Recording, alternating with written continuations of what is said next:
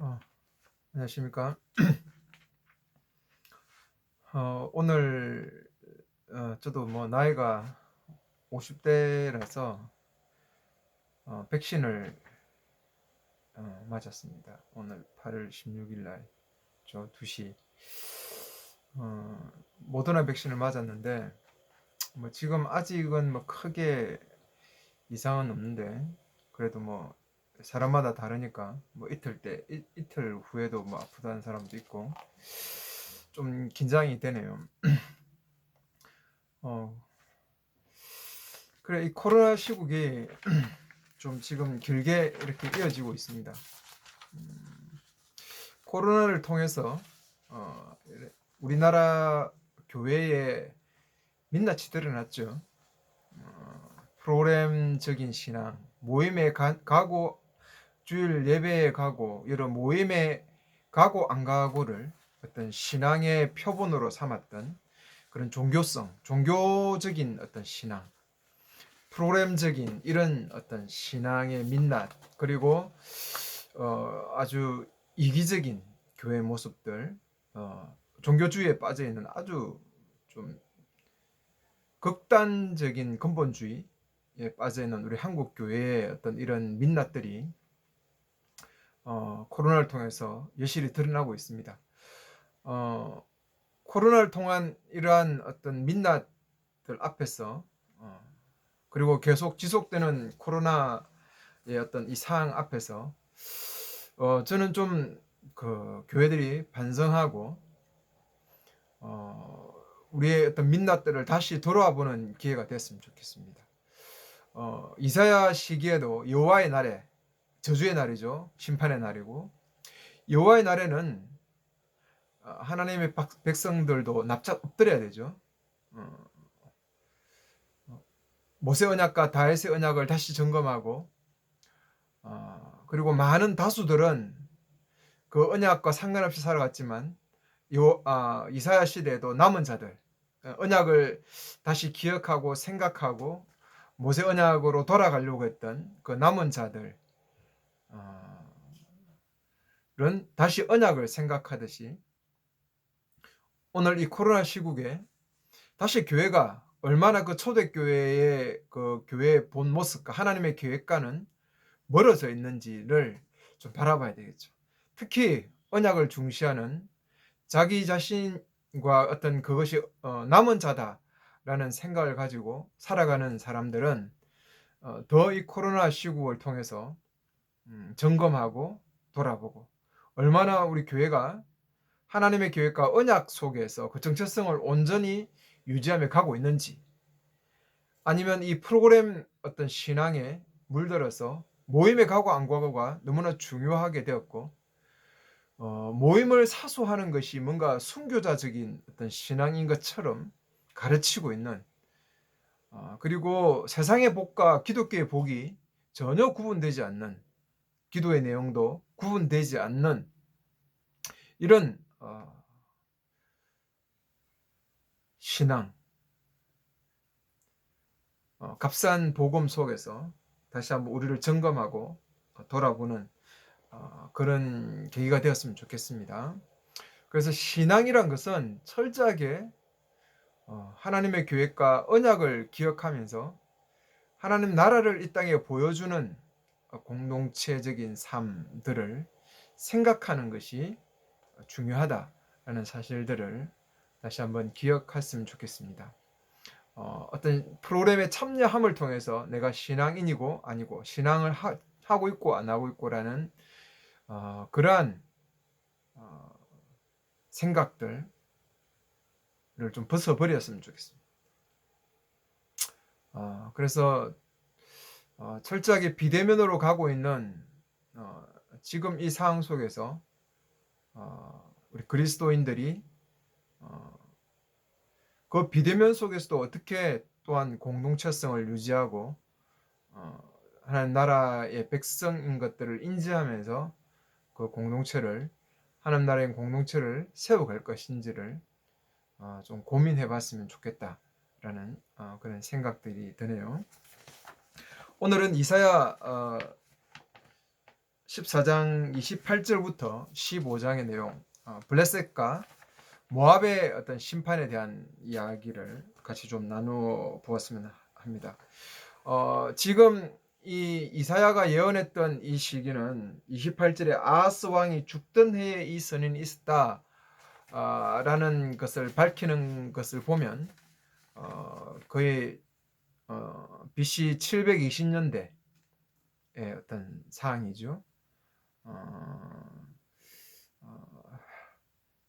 디글라스 3세 헬만 이름 뭐죠? 그 디글라스 3세가 살만에셀이 죽던 상황이죠. 죽던 상황. 그리고 여기에 바벨론처럼 이 블레셋과 모압이 동일하게 그 반아수르 정책으로 반기를 들죠. 그래서 제가 오늘 이사야의 지금 이 12장부터 27장까지 연결되어 가고 있는 이 내용들은 철저하게 그 반아수르 하나님의 계획인 반아수르 정책, 여호와의 날에 납작 엎드려야 될 날에 오히려 민족주의를 통해서 하나님의 계획에 반대하려고 하는 그런 나라들에 대한 하나님의 심판을 보여주면서 결국은 이들의 메시지를 받는 사람들이 유다인이고 예루살렘 거민이니까 그들에게 이야기하고 있는 거죠. 바벨론처럼 저렇게 반역을 모반을 통해서 블레셋 아수르에서 성리를 지키고 있는 이것이 결국 하나님의 어떤 계획이 아니다라는 거죠. 이 여호와의 날에 납작 엎드려야 되는 것이죠. 오히려 아하스처럼 아하스가 신앙인 언약 백성으로서는 제대로 길을 가지 못했지만 이 정책적인 측면에서 친아수르 정책으로 가는 것이 옳은 것이죠. 이거는 지금 민족주의적인 사항을 오늘 이 시대에 적용하지 말라고 했죠. 적용해서 우리나라가 일본에 독립하는 것이 독립운동이 잘못된 것처럼 그렇게 가르치는 것은 안 된다고 했죠. 왜 그러냐면 그 당시 하나님 나라는 국가였기 때문에 그렇습니다. 국가적인 상황이었기 때문에. 그래서 국가들에게 이 메시지를 던지면서 유대인들과 예루살렘에게 말하는 거죠. 바벨론처럼 저렇게 여호와의 날에 서 있기보다는 오히려 납작 엎드려야 되고, 그리고 더 나아가서는 남은 자들처럼 언약을 다시 한번 생각하는 상황으로 가야 되죠. 그러나 남은 자들처럼 유다 전체가 그렇게는 가지 못했죠. 그래서 결국은 유다는 바벨론 포로가 나중에는 되지 않습니까? 지금 그 메시지를 이사야가 던지고 있다는 그 상황을 우리가 좀 먼저 잘 생각해야 되겠습니다. 그래서 먼저 블레셋인들에게 말하죠. 아하스 죽던 해에 너를 치던 막대기가 부러졌다. 너를 치던 막대기는 디글랏 3세죠. 그래서 블레셋을 팔레스타인 지역을 장악하고 있고 그들을 괴롭혔던 아수르의 블레셋 3세 살마네셀이죠. 근데 그가 어떻게 했어요? 막대기를 부러졌죠. 죽었죠. BC 한 720년경에 중반에 디글랏 빌레셋이 죽었습니다. 지금 그 상을 이야기하는 거죠. 기뻐하지 말아죠. 왜? 뱀의 뿔에서 독사가 나오고 그 열매가 날아다니는 불뱀이 돼. 계속 독사가 불뱀까지 성장하죠. 그러니까 이제 더 강력한 심판이 주어지겠다는 예죠. 여기서 독사와 불뱀은 누구를 이야기합니까? 이 720년경에 살마네셀의 그 죽음으로 인해서 바벨론처럼 모압도 블레셋도 모압도 반역에 참여하죠. 반아수르 정책으로 가죠. 그때 이제 사르곤 3세 사르곤이죠. 사르곤. 이 사르곤 왕이 아스도도 치고 가사 왕 카눈을 포로로 잡고 또 그리고 사넬립은 아스골론과 에고론을 정복하고 가사와 아다셋 아스도스의 왕을 사로잡아서 더 철저한 심판을 이어가죠. 그에 대한 이야기입니다. 뱀의 뿔에서 독사가 나오니 그 열매는 날아다니는 불뱀이 될 것이다. 30절에 약한 자들은 맏아들을 먹겠고 약한 자들의 맏아들은 먹겠고 궁핍한 자들은 안전히 누릴 것이다. 이게 무슨 이야기입니까? 이제 전쟁이 강력하게 일어나서 그 반란이 진압되겠다는 거죠. 진압되니까 오히려 그 나라에 안정이 오죠. 예. 전쟁 중이었으면 뭐 진압이 되지 않았다면 더 혼란스럽겠지만 이제 진압이 되고 완전히 이제 되니까 오히려 그 지도자들과 정식자들은 포로로 끌려가고 고통을 당하지만 그 서민들은 오히려 안정적인 그런 상황에 처해져 있는, 그래서 이 전쟁이 종식되고 이미 진압되는 것을 상징적으로 보여주는 것이 지금 이 말이죠. 그러나 나는 내 뿌리의 기근이 죽이리니 내 남은 자도 죽게 될 것이다. 그런 이제 진압이 되고 나서 또 이제는 더 철저하게 블레셋이 망할 것에 대한 이야기를 하고 있는 겁니다. 그래서 통곡하여라 성문아 부르짖으라 성아 내 모든 팔레스틴에 녹을 것이고 북쪽에서 연기가 오고, 연기가 오는데 이 뭐 강력하게 달려서 막 일어나는 어떤 이런 사막의 어떤 그런 먼지인지 아니면 그 전쟁 이제 그를 진압해 쳐들어오면서 성들을 지나오지 않겠습니까? 그 성들을 치면서 성들이 무너져서 올라오는 그런 연기인지는 확실하지 않지만 어쨌든 그 동쪽에서 오는 아수르, 북쪽에서 연기가 오르고 있는 거죠. 그 대열에 이탈자가 없기 때문이다. 그만큼 강력한 아수르의 군대가 쳐들어와서 블레셋을 완전히 그렇게 이제 녹여버릴 것이죠. 그래서 30일 그 나라의 사신들에게 무엇을 대답할 것이냐, 여호와께서 지온을 세우셨으니 그곳으로 그 백성의 가난한 자들이 피할 것이라고 대답할 것이다. 이 뭡니까?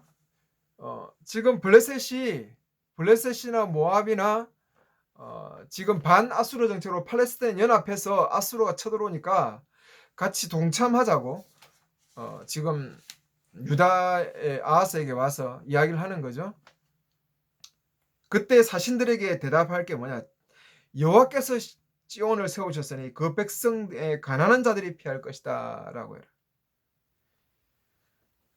그러니까 오히려 아하스의 정책을 지금 여기서는 더 옹호하고 있는 거죠. 아하스의 정책을. 블레셋 사신들이 자기들에게 이 연합에 동참해라 라고 했을 때 그 대답이 뭡니까? 여호와께서 우리 백성을 보호해 주신다. 지켜주실 것이다. 그러니까 이런 어떤 반군사적인 동맹으로 가는 것은 옳지 않다. 그렇게 대답하라는 것이죠. 그리고 아수르에게 대적하는 것은 하나님의 계획에 반하는 것이기 때문에 오히려 그런 것보다는 더 철저하게 낮아져서 수동적으로 어떤 친아수르 정책으로 가는 것이 더 옳은 그 아하스의 어떤 그 정책을 이사야가 지지하고 있는 그런 사항들을 이야기하고 있습니다. 그러니까 그 당시에 어떤 그 아수르에 반하여서 민족주의를 통해서 그 나라를 재건하려고 했던 블레셋, 이 나라들이 하나님께서 철저하게 무너지게 하겠다는 것. 이것은 유다와 예루살렘 주민들에게 너희들은 이들과 같이 연합하지 말라고 하는 메시지죠. 그리고 하나님의 그 심판의 날에는 우리는 납작 엎드려야 된다라는 사항들을 다시 한번 강조하기 위해서 이 블레셋의 예언을 하고 있습니다. 그 다음에 모압에 가는 거죠. 모압에 관한 경고죠. 이 동서남북에 있는 나라들을 치면서 공격을 이 심판을 이야기함을 통해서 팔레스타인 주변에 있는 모든 그 나라들이 이 심판의 때에 하나님의 어떤 그 심판의 때에 여호와의 날에는 납작 엎드려야 되는 부분들을 이야기하죠. 서쪽에 있는 블레셋이나 동쪽에 있는 모압으로 가서 모압에 대한 경고를 하고 있죠. 이 모압들도 712년에서 20년 경에 있는 그 반아수르 정책에 또 가입하죠. 그래서 모압도 하나님의 심판의 대열에 서게 됩니다. 모압에 관한 선언에 밤에 모압의 아르란 것은 이 남단에 위치한 모압의 수도죠. 수도고, 그 다음에 이는 밤에 모압의 카르가 되다. 카르는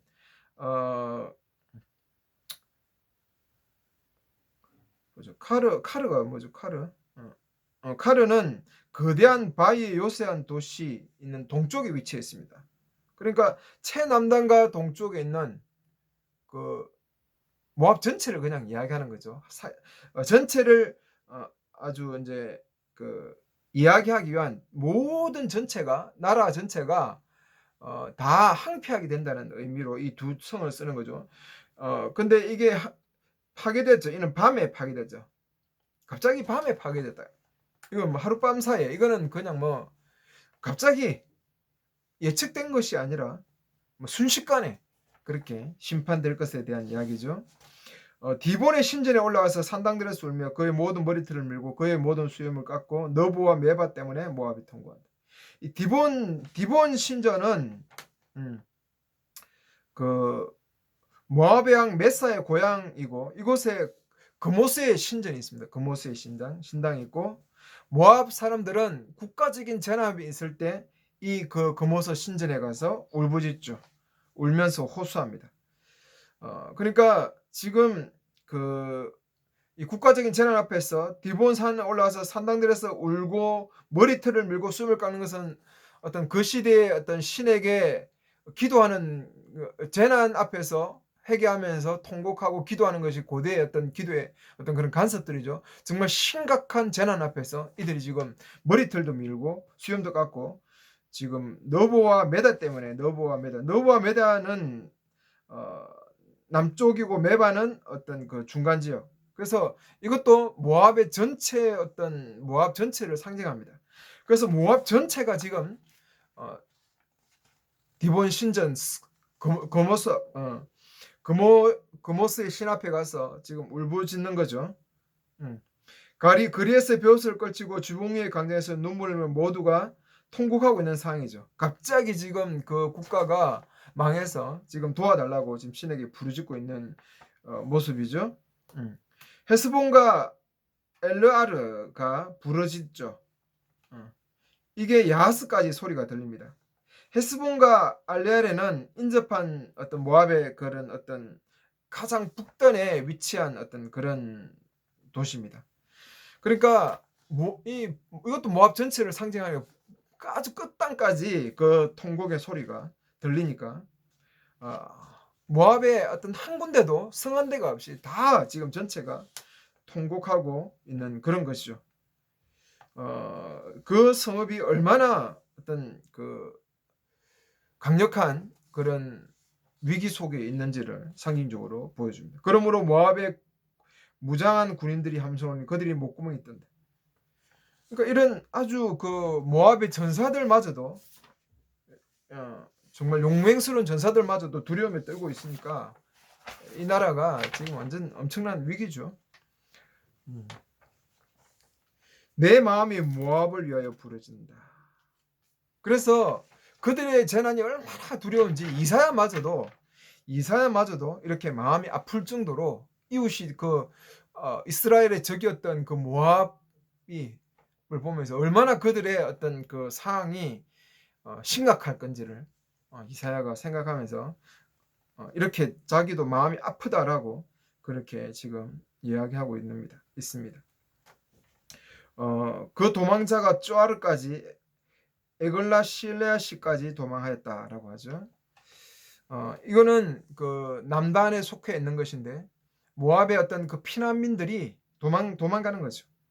도망가서 힐렐 언덕을 울며 올라가고 호르나임 길에서 파멸을 부르짖음을 터뜨립니다. 그들이 피난 가면서 이제 막 울고 난리 짓는 거죠.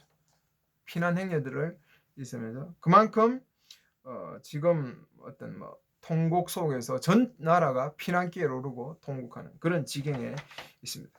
왜냐하면 니모롯의 무리 항배에서 푸른 마르고 잔디는 사라져 푸른 것이 없기 때문이다라고.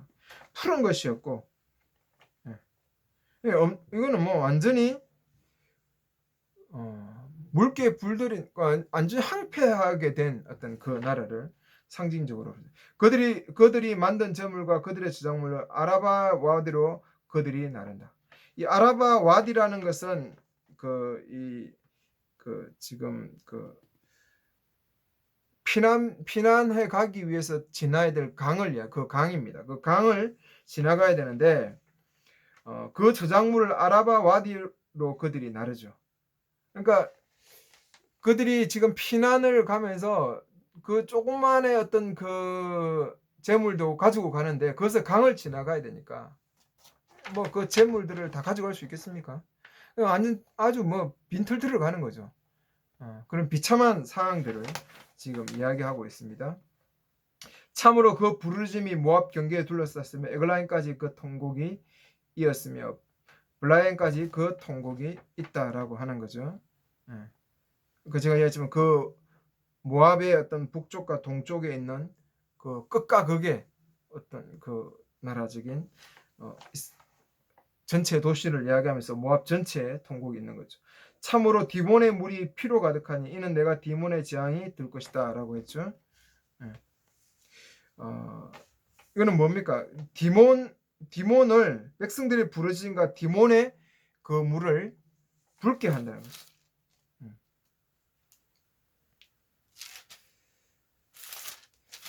이 디몬이라는 단어가 어떤 피, 붉음 이런 어떤 지역적인 상황과 그 의미를 연결시키면서 그 지역 모압 전체가 피로 물들어지는 이런 상황을 이야기합니다.